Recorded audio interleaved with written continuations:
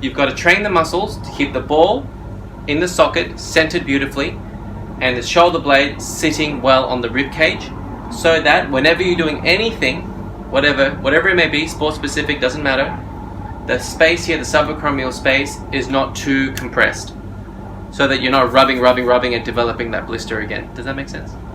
Yeah. So the key muscles we target in rehab always, the rotator cuff muscles.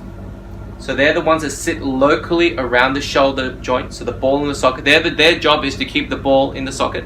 And then you have your scapular muscles around the scapula, which help stabilize the scapula on the rib cage well. And then when you lift your arm up, everything moves together beautifully. That's it. That's purely the reason why you do shoulder exercises, is to make sure that's centered and the scapula is moving well on the rib cage. And it's called shoulder scapular, synchronized biomechanics. It's fancy words we use, right? Glenohumeral rhythm, all these words we use, doesn't matter. At the end of the day, it is just shoulder blade, ball and socket, centered beautifully and moving together, so that you're not rubbing and creating the blister. And that's it. So that's what we're going to do today with Sarah. We're going to show scapular exercises and shoulder, head of humerus in the socket exercises, so that she doesn't hurt this again or impinge it again. And remember, before I finish, the exercises will also involve the thoracic spine.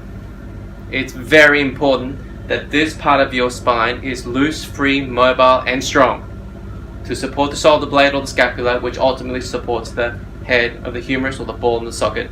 So it must all work together. It's not just one thing. It must all work together to contribute, preventing that impingement from happening by not making that space so reduced and compressed.